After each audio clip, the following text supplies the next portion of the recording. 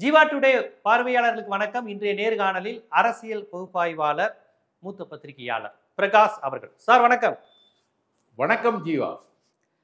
India today ஒரு கருத்து கணிப்புல சொல்லியிருக்கு, தமிழ்நாடு இந்த கூட்டணியில் அதிமுக பாஜக ஜெல்லாகாத கூட்டணி, திமுக கூட்டணி முன்னணியில் இருக்கு அப்படின்ட்டு பல்வேறு கருத்து கணிப்புகள் இந்த விஷயங்கள்லாம் சொல்லியிருக்கிறாங்க.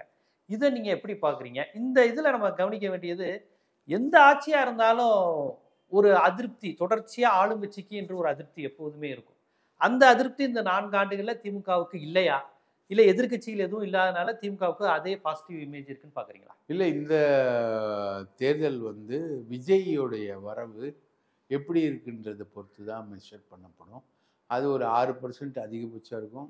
சீமான் 8%லேருந்து 4%க்கு குறைவார் அப்படின்லாம் எதிர்பார்ப்புகள் இருக்குது. இந்தியா டுடேயோடைய சர்வே மேலே எனக்கு நம்பிக்கை இல்லை. அவங்க ஏற்கனவே விஜய் 20% வருவார்னு இந்தியா டுடே சொன்னதாக தான் பிரசாந்த் கிஷோர் பெரிய அளவுக்கு சொல்லிக்கிட்டு இருந்தாங்க. ஸோ அவங்களுடைய சர்வே மேலே எனக்கு நம்பிக்கை இல்லை. ஆனால் அதிமுக பாஜக ஜெல் ஆகலை அப்படின்றது வெளிப்படையாக தெரிஞ்ச விஷயம், எல்லா விஷயத்துலையுமே தெரிஞ்ச விஷயம். அவங்க ஜெல் ஆகவே முடியாது, வாய்ப்பே இல்லை. ஒரே ஒரு கொஸ்டின் இந்த ஓபிஎஸ் சசிகலா இந்த டீமை இணைக்கணும். இணைச்சாதான் அந்த கட்சியே ஒரு நல்ல இதுக்கு வரும், ஷேப்புக்கு வரும். அந்த கட்சி ஒரு நல்ல ஃபார்முக்கு வந்த அப்புறம் தான் எடப்பாடி தன்னை தலைவராக நிலைநிறுத்திக்க முடியும். இந்த இணைப்புக்கு பிறகு தலைவராக நிற்கிறவர் தான் உண்மையான அதிமுகவுடைய தலைவராகவும் பரிணமிக்க முடியும். அது வரையும் வட்டார தலைவர் தான் அவர், வட்டார தலைவர் தான், கொங்கு மண்டல தலைவர் தான் அவர். இன்னும் பாமகவை எதிர்பார்த்துக்கிட்டு நிற்கிற தலைவர் தான். ரைட்டா? எடப்பாடி சேலம் புறநகர் மாவட்ட செயலாளர் தான், அதிமுக பொதுச் செயலாளராக வரவே முடியாது. அதுதான் நிலவரம். ஸோ அது ஜெல் ஆகலை. இன்னொன்று, அண்ணாமலைன்னு ஒரு நல்ல கேரக்டர் டோட்டலாக ஸ்பாயில் பண்ணிக்கிட்டு இருக்குது. பிஜேபி ஏடிஎம்கே அலையன்ஸை முழுக்க அண்ணாமலை ஸ்பாயில் பண்ணுறாரு. இன்னமும் அவர் தான் நான் ஓய்வு எடுத்துக்கிட்டு இருக்கேன், நான் இயல்பா ஒரு இயற்கை விவசாயம் அந்த மாதிரி போறேங்கிற மாதிரிலாம் போஸ்ட் போட்டுட்டு இருக்காரு. அவர் என்ன பண்றாரு? சமீபத்தில் ஒரு விழாவில் நயினார் நாகேந்திரனும் அண்ணாமலையும் போகிறாங்க. அண்ணாமலைக்கு தான் வரவேற்பு அதிகம், நயினார் நாகேந்திரனுக்கு வரவேற்பே இல்லை. அப்போது அண்ணாமலையுடைய இன்னைக்கு வரைக்கும் இருந்துக்கிட்டே இருக்குது. பாஜக கடந்த பார்லிமெண்ட் தேர்தலில் வாங்கின 18% ஓட்டு எடப்பாடி எதிர்ப்பு ஓட்டு. எடப்பாடி வாங்கிய 20% ஓட்டு பாஜக எதிர்ப்பு ஓட்டு. சோ இப்ப அந்த கெமிஸ்ட்ரி அடி வாங்குது, டோட்டல் அடி வாங்குது. Dead against 2. Okay okay. 38% ஓட்டு எங்க போச்சு? அந்த ஓட்டுல ஓபிஎஸ் ஓட்டு இருக்கு, சசிகலா ஓட்டு இருக்கு, எல்லாரும் ஓட்டு இருக்கு 18%. இங்க தேமுதிக ஓட்டு இருக்கு, மற்றவங்க ஓட்டுலாம் இருக்கு. இங்க எஸ்டிபிஐ ஓட்டு வரைக்கும் இருக்குதுங்க. இந்த 2 ஓட்டும் எப்படி ஜெல்லாகும்? 2 நேர் எதிர் தானே. இந்த 18% என்ன பதில் சொல்வீங்க? ஓபிஎஸும் இல்லை, சசிகலாவும் இல்லை, டிடிவி தினகரனும் இல்லை. இந்த 18% என்ன பதில் சொல்வீங்க? இந்த 20% பாஜக எதிர்ப்பு. இதுக்கு பாஜகவை கூட்டின்னு வச்சு என்ன பதில் சொல்வீங்க?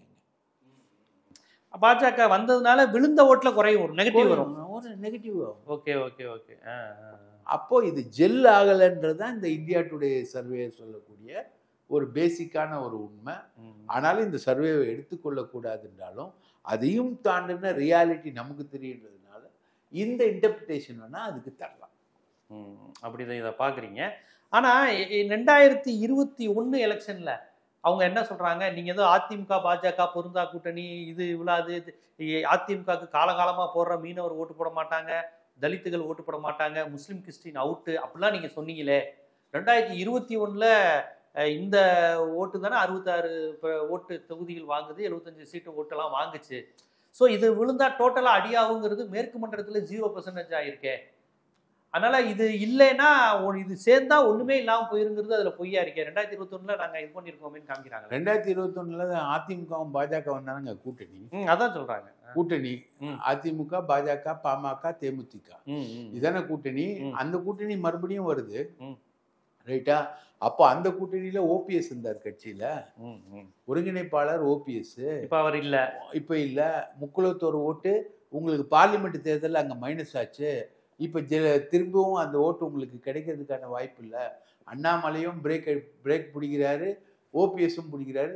சசிகலா குறைந்தபட்சம் ஒரு 50 தொகுதிகளில் அதிமுகவை தோக்கடி. அப்படியா? நீங்க சொல்றீங்க சசிகலா தான் எங்க ஆளுங்கிறாங்களே பாஜக. அவங்க டிடிவி தினகரனும் சசிகலாவும் பாஜகவை எதிர்த்து ஒன்றும் பேசுறது இல்லை. டிடிவி தானே பாஜக ஆளுன்னு சரண்டர் ஆகுறாரு. சார் பேசுறது ஒன்று, செயல்படுறது ஒன்று சார். சசிகலாவுக்கு எல்லா அதிமுக காரங்களையும் தெரியும் சார், தமிழ்நாடு முழுக்க. பேர் விட்டு கூப்பிடு சார். அது கூப்பிட்டு ஆஃப் பண்ணிச்சுன்னா சசிகலா போன பார்லிமெண்ட் தேர்தலையே இது வெள்ளிடை மலையா வெளியில வந்துருச்சு. நீ காலி, போன பார்லிமெண்ட் தேர்தலையே காலி, அதுக்கப்புறமும் காலி. அதை மீறி புனரமைப்பதற்கான ஃபேக்டர்ஸ் எதுவுமே இல்லை. அதே சட்டமன்ற தேர்தலில் வந்த பாமக கூட்டணி உன் கையில் வந்துடுது, அதிமுக கூட்டணி அமையுது, எல்லாம் அமையுது. போன சட்டமன்ற தேர்தலில் நீ என்ன ஏமாத்தின, நான் வந்து எடப்பாடி நீங்கள் ஓட்டு போட்டிங்கன்னா ஒரு கவுண்டர் முதலமைச்சர் ஆவார்னு கவுண்டர் பகுதிகளில் சொன்னீங்க. அப்போ செந்தில் பாலாஜி இல்லை. இப்போ செந்தில் பாலாஜி லைவாக இருக்கார்ல, மண்டல செயலாளராக நிற்கிறார்ல. கலைராஜன் இல்லை, கூட கலைராஜன் இல்லை, தோப்பு வெங்கடாச்சலம் இல்லை, எல்லாமே இப்போ இங்கே வந்துட்டாங்கல்ல எல்லாரும். இங்கே தோப்பு வெங்கடாச்சலம் மாவட்ட செயலாளராக இங்கே வந்துட்டார்ல. ஈரோட்டில் செங்கோட்டையனால் நீக்கப்பட்ட கட்சி உறுப்பினர்கள் மட்டுமே ஒரு 20 பேர் இருப்பாங்க அந்த மாவட்டத்தில். தோப்பு வெங்கடாச்சலத்தை வந்து எல்லாருமே அது எல்லாருமே இங்கே நிற்கிறாங்க இல்லையா. ஸோ இது ஃபைட் என்பது வேற இல்லையா. இப்போ கொங்கு மண்டலத்தில் ஃபைட் என்பது வேற. செந்தில் பாலாஜி அதுக்கு தலைமை தாங்குறாரு. அப்போ செந்தில் பாலாஜியை தூக்கி என்ன பண்ண முடியுமோ பண்ணிட்டு நீங்கள் பணத்தை அடிச்சிங்க. கொங்கு மண்டலம் முழுக்க பணத்தை காட்டி ஓட்டு வாங்கினீங்க. வேலுமணி ஃபயர் சர்வீஸில் பணத்தை அனுப்பி எமர்ஜென்சி வண்டியில் அனுப்பிச்சு அவர் வந்து ஜெயிச்சார். இன்னைக்கு அனுப்ப முடியுமா உங்களால்? ஆட்சி அதிகாரம் யார்கிட்ட இருக்குது? திமுகவில் இருக்குது. நீங்கள் அனுப்ப முடியுமா? முடியாது. நீங்கள் 11 எம்எல்ஏக்கள் ஜெயிச்ச அதே பகுதியில் ஆட்சிக்கு வந்த உடனே அதிமுக வந்து 100 வார்டு மாமன்ற வார்டு, கோவை மாநகராட்சி மாமன்ற வார்டில் திமுக வந்து 100 வார்டில் 95 வார்டு ஜெயிக்குது. கோவை பகுதியில் பார்லிமெண்ட் தேர்தலில் தூக்கி உள்ள உட்கார வச்சிங்க செந்தில் பாலாஜியை. உள்ளே இருந்துக்கிட்டே அடிச்சு கொங்கு மண்டலத்தில் மேயர் கேண்டிடேட்டே செந்தில் பாலாஜி தான் தீர்மானிச்சார். செந்தில் பாலாஜி தான் கோவை மேயர். கோவை எல்லாத்தையும் கோவைனாலே செந்தில் பாலாஜின்னு ஆயிடுச்சு. இப்போ செந்தில் பாலாஜியோடைய எபிசோடு, ஃபைட்டிங் ஸ்பிரிட்டு எல்லாமே இருக்குது. நீங்கள் வாங்கின கொங்கு மண்டலம் தான் உங்களுக்கு 40 தொகுதிகளை கொடுத்தது 62ல். அது எல்லாமே இப்போ செந்தில் பாலாஜி ஃபைட் பண்ணுவார். அப்போ நீங்கள் எங்கே போவீங்க? எங்கே சார் போவீங்க? ஸோ அப்போ நீங்கள் சொல்கிறபடி பார்த்தா மேற்கு மண்டலம் கொங்கு மண்டலத்திலே அதிமுக அடி வாங்கும். இதில் அடி வாங்கும். அண்ணாமலை இல்லாத ஃபேக்டருங்கிறீங்க? அண்ணாமலை இல்லாத ஃபேக்டர் மட்டும் இல்லை, செந்தில் பாலாஜி லைவ்ல வந்த ஃபேக்டர். ஆட்சி அதிகாரம் உங்க கையில இல்லாத ஃபேக்டர். ஸோ மேற்கு மண்டலத்திலே அடி வாங்கும். அப்போ அதிமுக மேற்கு மண்டலத்திலையும் செல்வாக்கு, பாஜகவும் மேற்கு மண்டலத்தில் செல்வாக்கு, இது எங்களுக்கு ப்ளஸ் ஆகுங்கிறது தான் அவங்களோட நம்பிக்கையா இருக்கு. ஆனால் அங்கேயே அடி வாங்குங்கிறீங்க? ஆமாம், மேற்கு மண்டலத்தில் புண்ணாக்குங்க பாஜக. வெறும் திருப்பூர்ல இருக்கக்கூடிய வட மாநில தொழிலாளர்களை மட்டும், கோவையிலையும் நார்த் இந்தியன்ஸ் அதிகம், அதை வச்சு விளையாடுவாங்க. அவ்வளோதான். புண்ணாக்கு அவங்க செல்வாக்கெல்லாம் ஒன்றும் கிடையாது.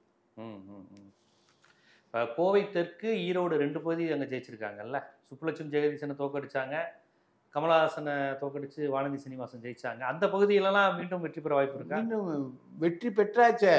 வார்டுகளில் மாநகராட்சி தேர்தலில் செந்தில் பாலாஜி ஜெயிச்சிருக்காரு. அப்புறம் என்ன புதுசாக வெற்றி பெறுது? 12 தோல்வி பழனிசாமி, நீ 13வது தோல்வியை பழனிசாமியா வருகிற சட்டமன்ற தேர்தலில் எதிர்கொள்வார். முதல் தோல்வி விஜயா இவர் நிற்பாரு. ரைட்டா?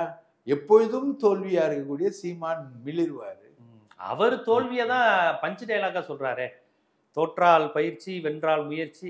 தோல்வி உருவதே ஒரு பஞ்ச் டைலாக் மாதிரி தானே சொல்லி தர்றாரு. எல்லாத்துக்கும் கட்டிங் வருதுன்னா தோல்வின்னா எல்லாத்தையும் விடுவாரு. ஜெயிச்சிடக்கூடாதுரா, ஜெயிக்க மட்டும் கூடாதுங்கிற உணர்வுமாடுறா, ஜெயிச்சிடாதரா அப்படின்னு. சப்போஸ் அதாவது கல்யாணம் பண்ணாதவன் தொடர்ந்து காதலிச்சுக்கிட்டு இருப்பான்.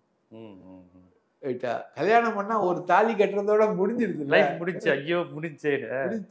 நீ கல்யாணமே பண்ணாம இருந்தேன்னு வச்சுக்கோ, தொடர்ந்து லவ் பண்ணினே இருக்கலாம். அதான் செய்வான். இவரு பெரியாரை பத்தி பேசு.